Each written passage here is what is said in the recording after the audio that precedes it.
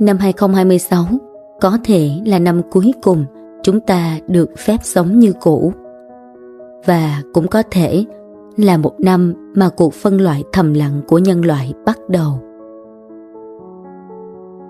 Vì vai trò của con người trong thế giới này đang được xác định lại nhanh hơn chúng ta tưởng.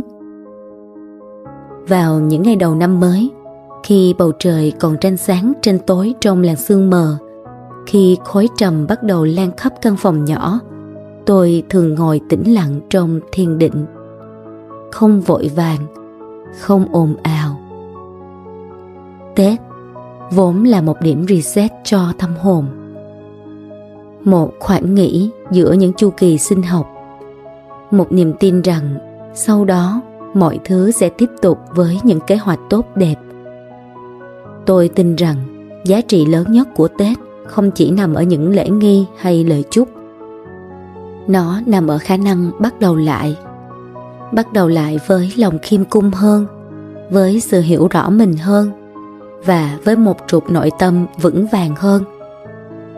Chúng ta thường nói với nhau rằng chỉ cần nội tâm đủ vững thì biến động bên ngoài chỉ là những cơn gió mang theo thử thách mà thôi. Đúng không?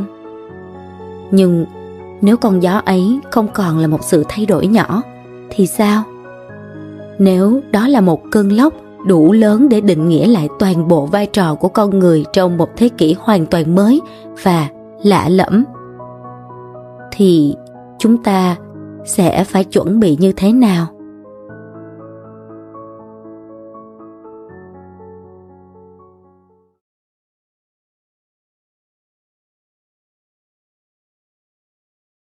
Vài ngày trước, khi chúng ta còn đang chuẩn bị cho năm mới, ở Texas, Elon Musk đã có một cuộc thảo luận gây chấn động.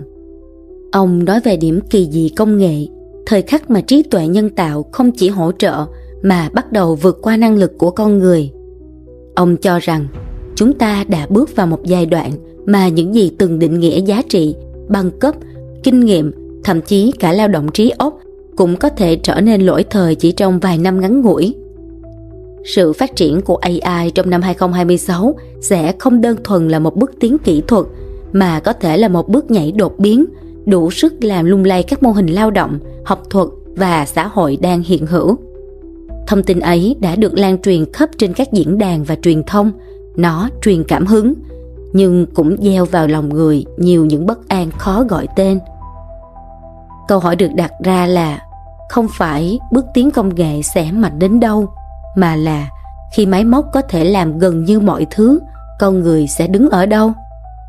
Nếu một ngày năng lực tính toán vượt xa ý thức con người, nếu máy móc có thể phân tích nhanh hơn, chính xác hơn, thậm chí sáng tạo hơn, thì điều gì còn lại để định nghĩa chúng ta? Đây không còn là câu chuyện công nghệ và sự phấn khích về tương lai. Đây là một câu chuyện về vị trí của con người trong một trật tự mới đang được hình thành. Chúng ta đã quen sống trong một thế giới nơi con người là trung tâm. Mọi hệ thống, kinh tế, giáo dục, chính trị đều xoay quanh giả định rằng con người là một thực thể thông minh nhất trong phòng. Nhưng liệu giả định đó có còn đúng nữa không? Có thể kỷ nguyên con người như chúng ta đã từng biết đến đang đi đến hồi kết. Không phải kết thúc sinh học, mà là kết thúc của một phiên bản con người vận hành bằng bản năng cạnh tranh, bằng tích lũy, bằng lợi thế kỹ năng. Và điều khiến tôi suy nghĩ không phải là lời cảnh báo đó, mà là sự đồng nhất về thời điểm. Chúng ta đang bước vào năm 2026, một năm bản lề đặc biệt, không chỉ với mỗi cá nhân mà với cả thực thể quốc gia. 2026 là năm mà mặt trời chi phối, một năm buộc mọi thứ phải bước ra ánh sáng. Nó tách điều thật khỏi điều giả, tách vai diễn khỏi vai trò, tách người có chính danh khỏi người chỉ có danh xưng. Một năm không cho phép chúng ta trốn sau vai diễn, sau danh xưng, sau thành tích cũ. Ở trong một thế giới nơi công nghệ có thể thay thế kỹ năng, thì điều còn lại để chứng minh không còn là sự thông minh nữa, mà là trách nhiệm. Sẽ có những người tiếp tục sống như cũ và dần bị hệ thống mới vượt qua, và sẽ có những người bước vào vai trò không phải để nổi bật mà để chấp nhận trách nhiệm. Sau những ngày Tết này, giữa pháo hoa và lời chúc, giữa những mâm cơm sum họp, có thể đó là câu hỏi quan trọng nhất mà mỗi chúng ta cần tự hỏi cho năm 2026 này. Chúng ta sẽ đại diện cho điều gì khi cấu trúc sẽ hoàn toàn thay đổi?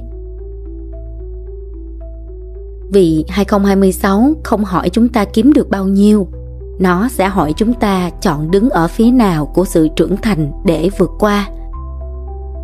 Và đó là điều tôi muốn cùng các anh chị hãy đi sâu vào tập podcast ngày hôm nay, như một thông điệp cho năm mới đầy những sự chuyển động lớn.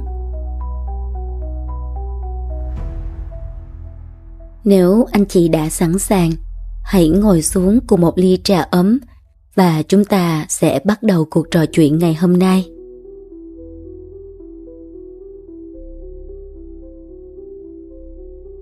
Chào mừng các anh chị đã quay trở lại với Vajna Podcast, hơi thở của thời cuộc, một góc nhỏ dành cho những ai vẫn đang tỉnh táo bước qua những biến động lớn mà thế giới này đang đặt lên vai mỗi chúng ta.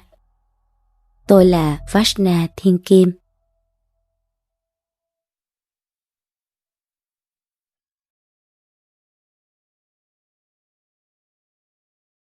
Các anh chị thân mến, chúng ta cần nhìn thẳng vào một sự thật qua những chia sẻ từ Elon Musk và thực tế đang hiện diện mà nhiều người chưa muốn chấp nhận. Cuộc thay thế con người không còn là giả định, nó đã bắt đầu chạm đến giai đoạn cao trào.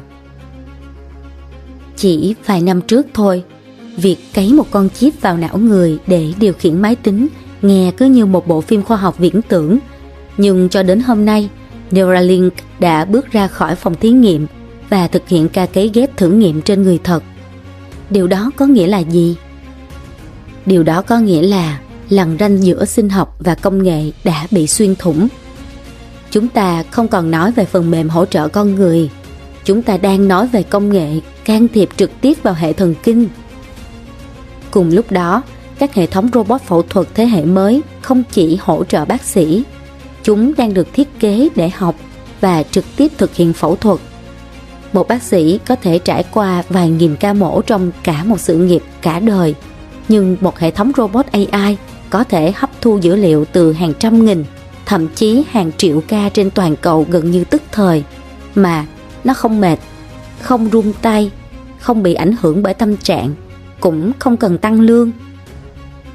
Các anh chị hãy thử nghĩ xem, nếu một ngày chi phí cho một robot phẫu thuật thấp hơn tổng chi phí đào tạo hay duy trì một bác sĩ trong 30 năm, thì hệ thống sẽ chọn gì? Đây không còn là câu hỏi đạo đức, đây là một câu hỏi kinh tế. Và kinh tế luôn chọn phương án hiệu suất cao hơn. Và đây mới chính là cái bài toán khó mà con người cần phải đối diện. Hồi xưa đến giờ, chúng ta vẫn cứ nghĩ rằng tầng lớp trí óc sẽ an toàn.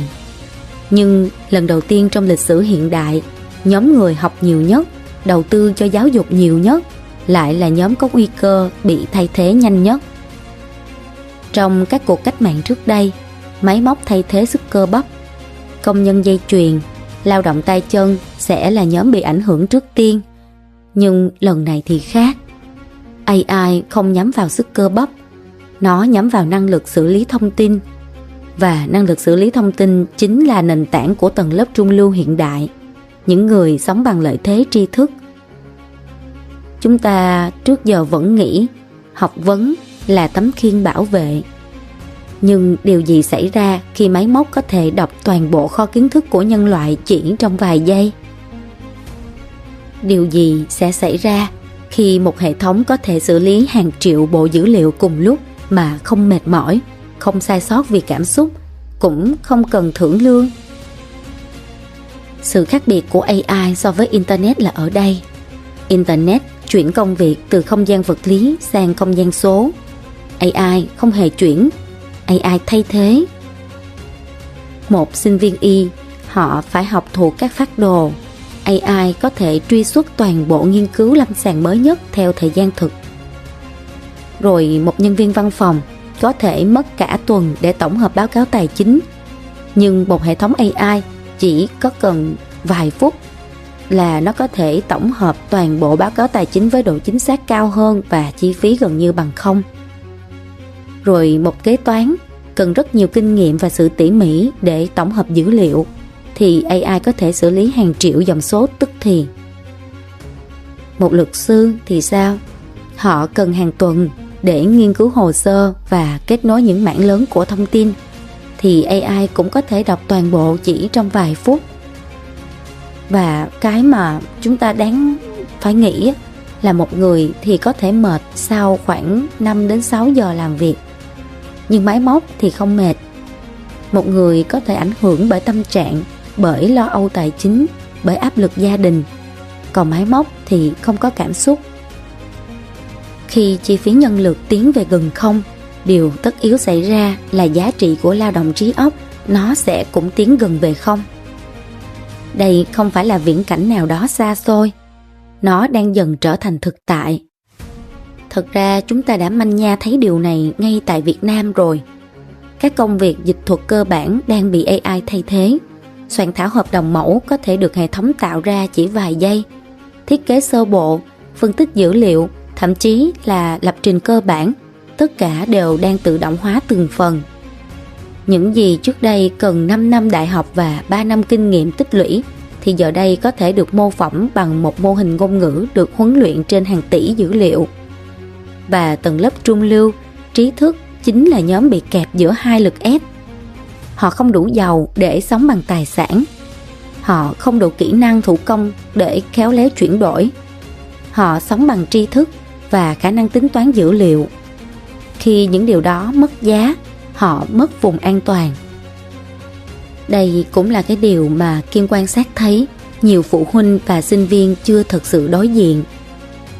Chúng ta vẫn nhìn thấy nhiều gia đình vẫn đầu tư từ 4 đến 6 năm đại học với giả định rằng bằng cấp là bảo chứng cho sự ổn định. Nhưng ở trong một thế giới nơi kiến thức có thể được truy xuất trong vòng vài giây, thì giá trị không còn nằm ở việc bạn biết bao nhiêu, mà nằm ở việc bạn đại diện cho điều gì. Nếu hệ thống không còn cần bạn xử lý thông tin, thì đâu là giá trị? Chúng ta hãy hỏi câu hỏi này, không phải để hoang mang hay lo lắng, mà để nó đánh thức sự nhận biết thực tại và một cái nhìn rất là sáng suốt về tương lai.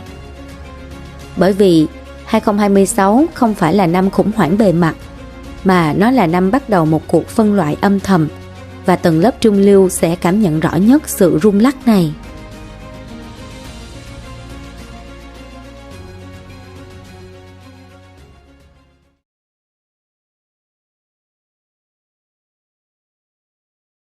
Các anh chị thân mến, nếu chỉ đặt tầm nhìn vào công nghệ, chúng ta sẽ nghĩ rằng mọi biến động hiện tại đều đến từ AI. Nhưng các anh chị có biết AI không phải là nguyên nhân đầu tiên. Nó chỉ là biểu hiện dễ thấy nhất của một quá trình sâu hơn đang diễn ra trong lòng hệ thống. Nếu AI chỉ đơn thuần là một trào lưu công nghệ, chúng ta có thể nói về nó như một xu hướng, giống như cách từng nói về Internet, về smartphone hay mạng xã hội. Nhưng AI không xuất hiện vì cảm hứng sáng tạo hay vì một vài bộ óc thiên tài muốn thử nghiệm tương lai. Nó xuất hiện vì hệ thống kinh tế toàn cầu đã chạm tới ngưỡng của giới hạn hiệu suất của chính nó. Trong nhiều thập kỷ qua, thế giới vận hành dựa trên một niềm tin rất rõ ràng. Đó là tăng trưởng là con đường duy nhất. Tăng trưởng về sản xuất, về tiêu dùng, về GDP, về mở rộng thị trường. Mỗi năm thì phải lớn hơn năm trước, mỗi thế hệ thì phải giàu hơn thế hệ trước. Nhưng có một điểm mà bất kỳ cấu trúc nào cũng sẽ đi tới, đó chính là điểm bão hòa. Khi thị trường đã được khai thác gần hết, khi dân số tăng chậm lại, khi tài nguyên tự nhiên không còn vô hạn, khi năng suất không thể nhân đôi chỉ bằng việc mở rộng quy mô, lúc đó hệ thống bắt đầu cảm nhận được sự chật chội. Chúng ta sẽ thấy điều này trong kinh tế.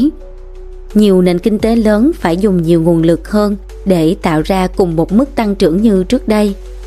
Chúng ta cũng sẽ thấy điều này trong tài chính, rằng tiền nhiều hơn nhưng niềm tin mong manh hơn. Chúng ta cũng sẽ thấy điều này trong xã hội, đó là cơ hội vẫn tồn tại nhưng cảm giác bất an lan rộng. Đó chính là dấu hiệu của một chu kỳ đã đi tới giới hạn của nó. Và khi một chu kỳ đi tới giới hạn, nó có hai lựa chọn: hoặc co lại, hoặc chuyển hóa để phát triển. Mà chuyển hóa thì luôn đi kèm tăng tốc. Chúng ta đang sống trong một giai đoạn mà nhiều tầng cấu trúc cùng dịch chuyển một lúc, như kinh tế tái cấu trúc chuỗi cung ứng, còn địa chính trị thì tái định vị quyền lực. Rồi xã hội đặt lại câu hỏi về giá trị, về bản sắc, về vai trò của con người. Còn công nghệ tăng tốc như một lực đẩy, buộc mọi thứ phải vận hành khác đi. Như việc nếu một doanh nghiệp không tối ưu hóa bằng AI thì đối thủ của họ sẽ làm. Nếu một quốc gia chậm lại trong cuộc đua công nghệ thì quốc gia khác sẽ vượt lên. Tăng tốc không còn là chiến lược, tăng tốc là điều kiện để không bị tuột lại. Và vì thế, khi chúng ta nhìn thấy robot phẫu thuật ngày càng chính xác hơn, hệ thống tự động hóa len vào từng quy trình, hay công nghệ thần kinh như Neuralink bắt đầu thử nghiệm trên cơ thể con người, thì đó không chỉ là tham vọng cá nhân của Elon Musk hay bất kỳ nhà sáng lập nào. Đó là biểu hiện của một hệ thống đang tìm cách tái cấu trúc chính mình để duy trì quỹ đạo. Khi hiệu suất vốn suy giảm, khi nợ chạm ngưỡng, khi tăng trưởng truyền thống không còn đủ lực, công nghệ sẽ được đẩy lên như một giải pháp cuối cùng. Và rồi mỗi lần nhân loại bước vào một chu kỳ tăng tốc như vậy, cấu trúc xã hội cũng dịch chuyển theo. Những điều không phù hợp sẽ sụp đổ. Đó là lý do vì sao biến động hôm nay không còn đơn lẻ. Nó không chỉ là chuyện lạm phát hay việc làm hay một sản phẩm mới ra đời. Nó là sự chuyển pha của một thời kỳ. Trong những giai đoạn này, chúng ta sẽ cảm thấy mọi thứ diễn ra nhanh hơn. Các thay đổi không còn cách nhau 10 đến 20 năm mà rút ngắn xuống 3 đến 5 năm, thậm chí còn có thể ngắn hơn. Vì thế, câu chuyện mà Elon tuyên bố vừa qua không phải để ta nhìn nhận là đúng hay sai, hay AI có đáng sợ hay không. Câu chuyện nằm ở chỗ chúng ta buộc phải nhận thức được thực tế rằng hệ thống đã đi tới một điểm mà nó buộc phải thay đổi. Và khi một hệ thống buộc phải thay đổi, nó không hỏi chúng ta đã chuẩn bị hay chưa, nó chỉ vận hành theo một quỹ đạo mới. Vậy, đây là giai đoạn nhân loại phải định nghĩa lại cách mà mình tạo ra giá trị, cách mình hợp tác và cách mình chịu trách nhiệm. Khi một chu kỳ cũ đã kết thúc, điều sụp đổ đầu tiên không phải là công trình bê tông mà là những giả định cũ. Giả định rằng tăng trưởng sẽ luôn dễ dàng, giả định rằng bằng cấp là đủ, giả định rằng cấu trúc xã hội sẽ giữ nguyên trong nhiều thập kỷ nữa. Những giả định ấy, nó đang được thử thách và đang được phơi bày bằng những kết quả mà rất khó chấp nhận.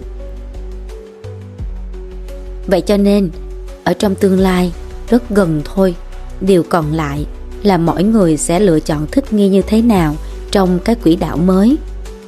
Họ có chọn trưởng thành để vượt qua những giả định cũ hay không?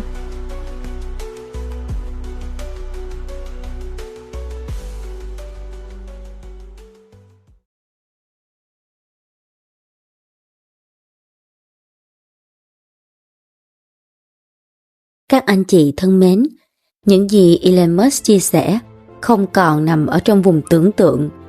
Dù chúng ta đồng ý hay hoài nghi, thì rõ ràng những công nghệ từng được xem là viễn tưởng đang dần trở thành một phần của thực tại. Và khi những dự báo về AI, về robot, về sự thay đổi cấu trúc lao động bắt đầu chạm vào đời sống, thì một câu hỏi lớn hơn công nghệ sẽ xuất hiện. Nếu tiền bạc không còn là thước đo an toàn tuyệt đối, nếu kỹ năng kỹ thuật có thể bị thay thế nhanh hơn ta tưởng, nếu vai trò của con người trong hệ thống sản xuất và vận hành dần bị chia sẻ cho máy móc, thì điều gì còn lại để định nghĩa chúng ta? Đó là câu hỏi về con người. 2026 có thể không phải là một sự kết thúc kỷ nguyên con người theo nghĩa sinh học, nhưng nó có thể là điểm khép lại của một phiên bản con người vận hành chủ yếu bằng bản năng cạnh tranh, bằng tích lũy hay bằng vị thế. Và nó sẽ mở ra một yêu cầu mới, rằng con người phải vận hành bằng ý thức và trách nhiệm nhiều hơn. Nếu con người không vượt qua được chính mình, AI sẽ không phải là kẻ thù, nó sẽ là tấm gương phóng đại những giới hạn chưa trưởng thành của chúng ta.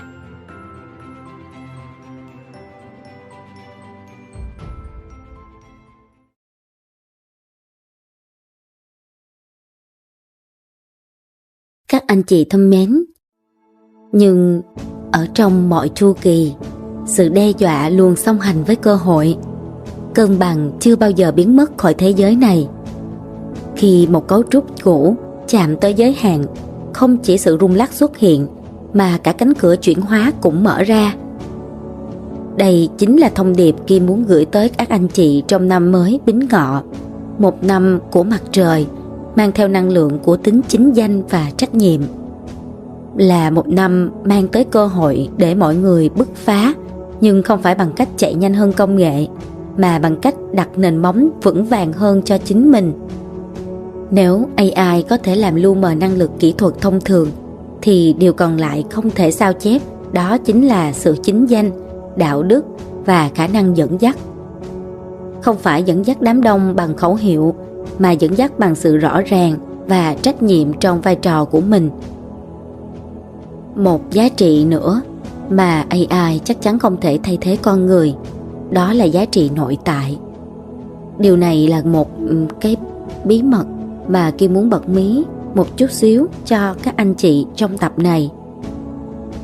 Những cách để mình quay trở lại vào nội tâm của mình, sự tu dưỡng, sự tĩnh lặng và một chút kiến thức tìm hiểu về truyền thống tâm linh là một cách mà các anh chị có thể cân nhắc. Dù là mình sống rất là logic, rất là khoa học, nhưng những cái sự kiện trong năm 2026 diễn ra, mà cuối năm nay sẽ có một đại sự rất lớn diễn ra vào tháng 9 đến tháng 12. Nó sẽ tạo cho tất cả chúng ta, con người của chúng ta, phải ở một khoảng lặng để mình thật sự xem lại giá trị tinh thần mà mình đã đặt để. Và đây mới là bản lề thực sự mà năm mặt trời mang đến cho chúng ta. Nó như là một ngọn lửa thiên, có thể thiêu đốt những cái cũ không còn phù hợp, và cũng chuyển hóa những năng lượng mà có thể tích tụ trở thành những năng lượng thăng hoa trong đời sống tinh thần, và một sự phát triển hoàn toàn mới ở chiều dài 9 năm tới. Trong Kim Tinh, 2026 là năm chịu ảnh hưởng mạnh mẽ của mặt trời, là trung tâm của hệ. Mọi hành tinh đều phải xác lập vị trí của mình trong tương quan với mặt trời. Ánh sáng của nó không tạo ra sự thật mới, mà làm lộ ra sự thật đang tồn tại. Vì vậy, nếu ta cảm nhận rằng mọi thứ đang rõ hơn cả những điểm yếu của hệ thống, rõ hơn cả những giới hạn của những mô hình cũ, rõ cả những lỗ hổng trong chính bản thân mình, thì đó không phải là ngẫu nhiên, đó là cơ chế chiếu sáng. Có một điều Kim cũng muốn lưu ý đối với các anh chị. Thuyền to thì sóng lớn. Những người đang đứng ở đầu ngọn gió, ngọn sóng thì phải vô cùng cẩn thận về cơ chế vận hành và tất cả những điều mà mình đã gây dựng ở xưa cũ.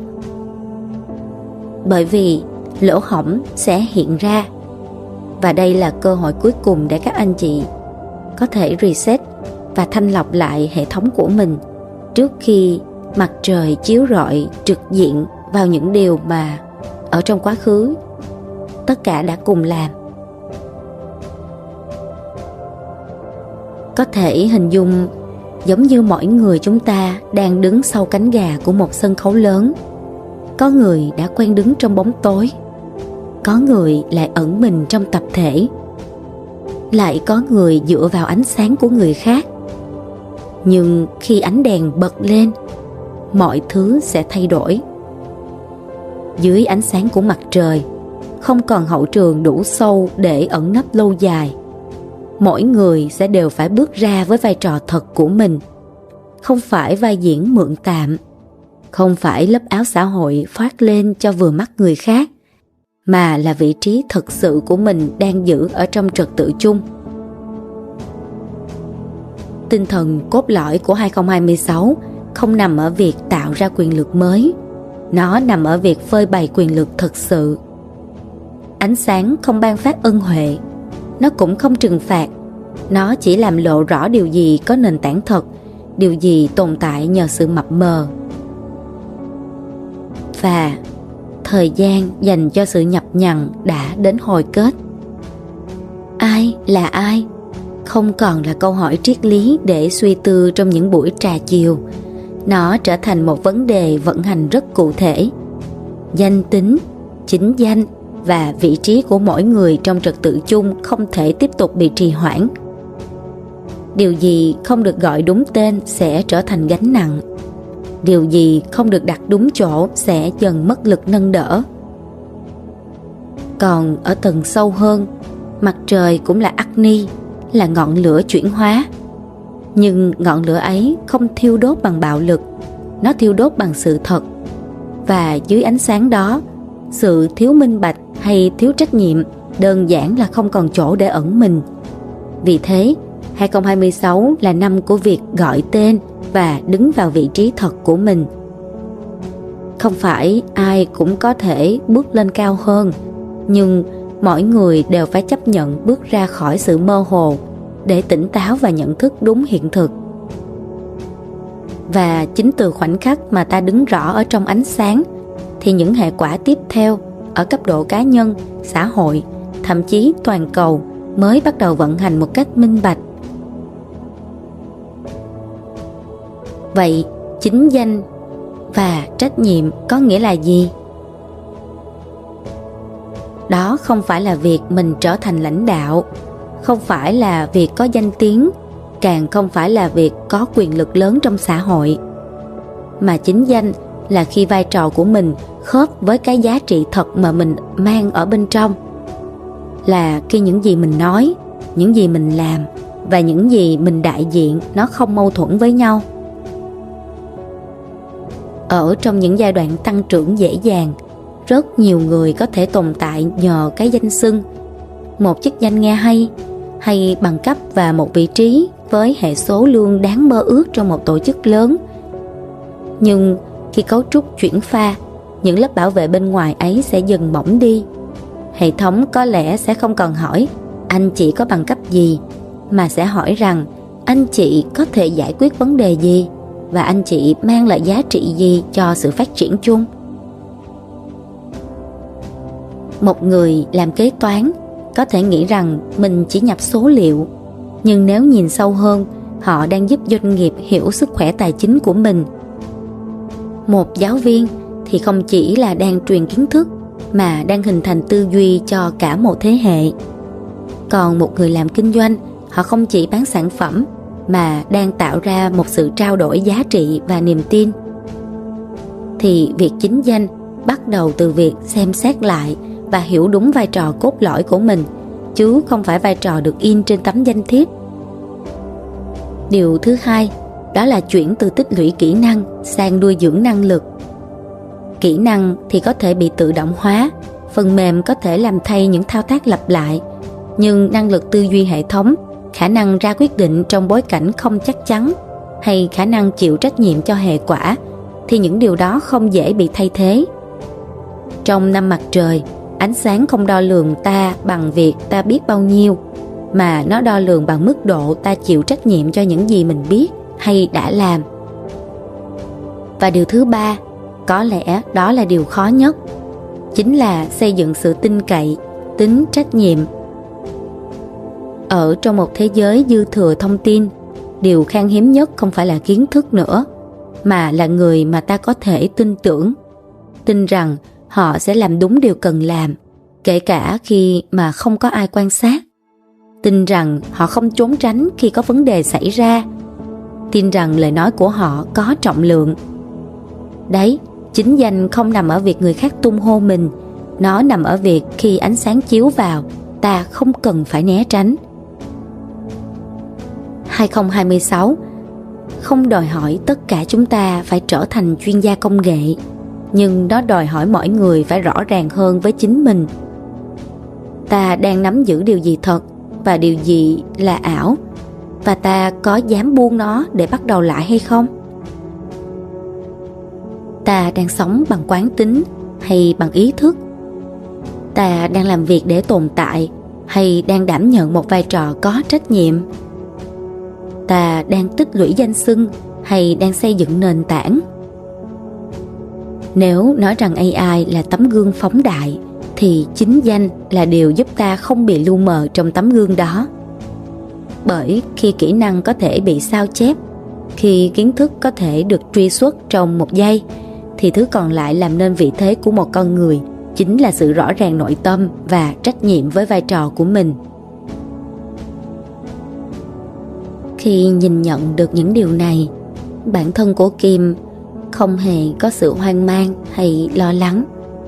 Bởi Kim luôn hiểu, có thể ta không kiểm soát được tốc độ thay đổi của thế giới, nhưng ta luôn có thể kiểm soát cách mà mình đứng trong ánh sáng của nó. Và có lẽ đó mới là cơ hội thực sự mà năm mặt trời trao cho mỗi chúng ta. Mỗi người, theo cách của riêng mình, sẽ phải đứng vào vị trí thực sự của mình trong bức tranh đang tái cấu trúc. Bây giờ cũng không phải là quá muộn để các bạn xác định lại hoặc học thêm những điều mà phù hợp với năng lực và sự thay đổi của hệ thống. 2026 không còn là những lời mời gọi đại trà rằng con người hãy nhận thức và hãy hành động, mà nó là sự thúc ép một cách có chủ đích. Những ai còn né tránh câu hỏi về bản thân mình sẽ liên tục bị đặt vào những tình huống không mấy dễ chịu để buộc sự mơ hồ ấy phải lộ diện. Dưới sự chi phối của mặt trời, mỗi người dường như đều được mời gọi bước vào một vai trò mới, trở thành một nhân vật rất là khác so với chính mình của chu kỳ trước, và họ phải bắt đầu sáng tạo ra những điều mới. Đấy là dòng chảy chung. Nhưng ánh sáng ấy không chỉ mang lại những cảm hứng của khởi đầu, sáng tạo và niềm vui, bởi nó đồng thời sẽ kéo theo sức nặng của trách nhiệm. Giống như một nhân vật trong trò chơi game, khi bước vào chuỗi nhiệm vụ mới thì có những việc ta không muốn làm nhưng buộc cũng phải làm nếu muốn tiếp tục cuộc hành trình này. Và sự khẳng định danh tính này không diễn ra theo một khuôn mẫu duy nhất. Với người này, đó là hành trình tìm ra một danh tính mới và trở thành chủ nhân thực sự của cuộc đời mình. Nhưng với người khác, đó có thể là sự thăng tiến, danh vọng hay nhu cầu được công nhận trong học tập, nghề nghiệp. Rồi có những con người từ trước đến nay đã là những người có tầm ảnh hưởng lớn trong xã hội. Có thể là ở trong giới tinh hoa hay là những người đứng đầu trong các hành trình cuộc đua của danh vọng, của kinh tế, thì thay vì chỉ làm kinh tế đơn thuần, họ có thể nghĩ và bắt đầu thay đổi định hướng của mình, có thể làm nên những di sản để đời, những điều có thể cống hiến cho xã hội. Rồi ở trong một cộng đồng, có người sẽ chọn lên tiếng, khai sáng hoặc phơi bày sự thật nào đó trước công chúng, và cũng có người sẽ lặng lẽ rẽ sang một con đường không giống ai, không cần được nhìn thấy hay xác nhận, và gần như là họ muốn bỏ phố lên núi để rời xa những cái biến loạn của thời cuộc. Có thể nhiều anh chị đang nghe Kim chia sẻ đến đây sẽ cảm thấy có một chút lo lắng, một chút mơ hồ, cũng có một chút áp lực khi nghe đến những chuyển động lớn của công nghệ, của địa chính trị, của cấu trúc xã hội. Nhưng Kim chia sẻ để chúng ta dần tiếp cận và chuẩn bị. Bởi khi ta hiểu cơ chế vận hành của một chu kỳ, ta sẽ không còn bị động trước những biến động. Ta sẽ bắt đầu nhìn thấy nhịp điệu bên dưới của những sự kiện tưởng chừng như là rời rạc. Năm mặt trời không đến để thử thách ta vượt quá giới hạn, mà nó đến để buộc ta trung thực với chính mình với thế giới bên trong cũng như thế giới bên ngoài. Và trong sự trung thực đó, một nguồn sức mạnh rất khác sẽ được sinh ra. Sức mạnh của người hiểu mình đang đứng ở đâu, sức mạnh của người biết vai trò của mình trong một trật tự lớn hơn, và sức mạnh của người không còn cần phải chạy theo ánh sáng của người khác, vì họ đã mượn cái ánh sáng này để tự thắp được ngọn lửa của chính mình.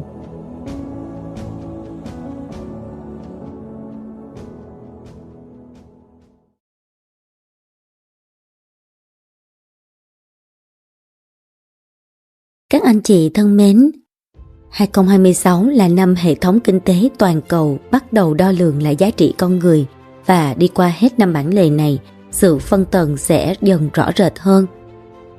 Khi chi phí tự động hóa giảm mạnh, khi vốn dịch chuyển về những nơi có hiệu suất cao nhất, khi dữ liệu trở thành tài sản chiến lược ngang với dầu mỏ, thì quá trình phân loại không diễn ra bằng tuyên bố chính trị, nó diễn ra bằng dòng tiền. Dòng tiền thì sẽ chọn nơi có năng suất sẽ chọn công nghệ sẽ chọn người biết vận hành nó, và từ đó xã hội tự động phân tầng. Sau 2026, chúng ta có thể thấy rõ 4 lớp người dần tách biệt. Thứ nhất, những người làm chủ hạ tầng, sở hữu dữ liệu, nền tảng, thuật toán, năng lực vốn và hệ thống sinh thái. Đây là nhóm thiết kế luật chơi mới. Thứ hai là những người tích hợp được AI vào năng lực của mình. Họ không chống lại công nghệ, họ khuếch đại bản thân bằng công nghệ. Nhóm này thì không mất việc, họ sẽ tái định nghĩa công việc. Thứ ba, những người vẫn duy trì cái tư duy cũ, dựa vào bằng cấp, kinh nghiệm lặp lại, kỹ năng có thể sao chép, thì họ sẽ không sụp đổ ngay, nhưng vị thế mỏng dần. Thứ tư, những người bị loại bỏ khỏi chuỗi giá trị mới, không phải là vì họ thiếu thông minh, mà vì họ không thích nghi kịp với tốc độ chuyển pha của hệ thống và trở thành tầng lớp chỉ tồn tại dựa vào những sự tích lũy cũ. Và sự phân loại này nó sẽ không ồn ào, không có tiếng còi báo động, không có ngày đóng cửa chính thức. Nó sẽ diễn ra qua từng đợt tái cấu trúc doanh nghiệp, qua từng chính sách công nghệ quốc gia, qua từng vòng gọi vốn, qua từng vị trí công việc bị tự động hóa âm thầm. Còn về địa chính trị thì 2026 cũng là giai đoạn các quốc gia bị phân loại tương tự. Quốc gia nào làm chủ được công nghệ lõi thì sẽ thiết lập ảnh hưởng, còn quốc gia chỉ tiêu thụ công nghệ thì sẽ bị phụ thuộc. Khoảng cách không còn đo bằng tài nguyên thiên nhiên, mà đo bằng năng lực tính toán và chủ quyền dữ liệu.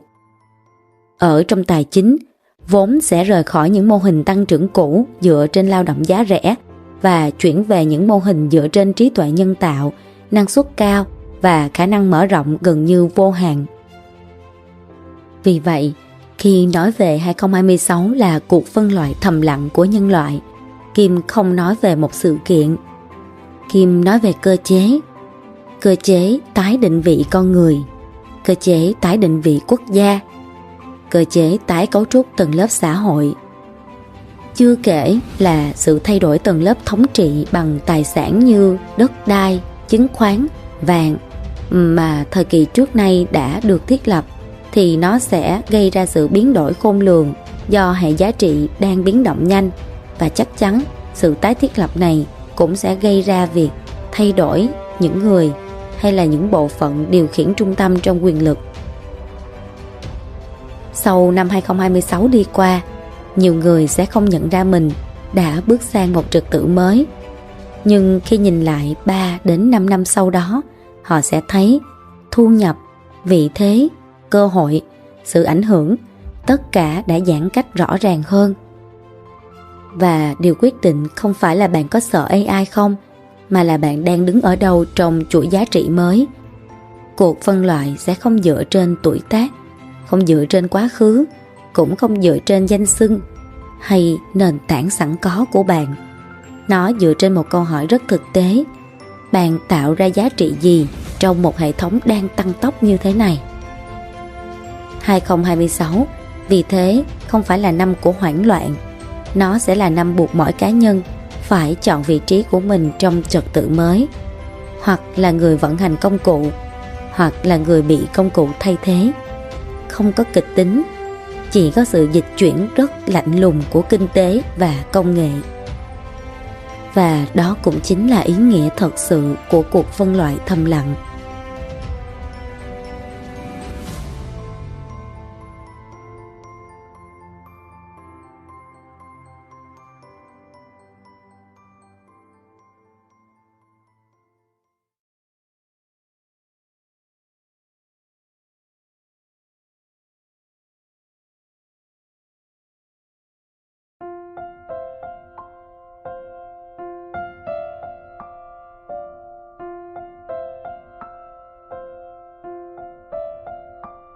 Cảm ơn các anh chị đã đi cùng Kim trong cuộc quan sát này.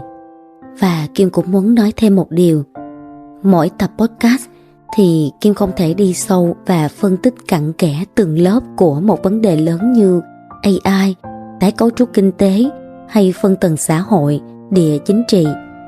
Mỗi chủ đề trong đó đều đủ rộng để chúng ta cần phải có một tập riêng, thậm chí là một chuỗi phân tích dài hơi.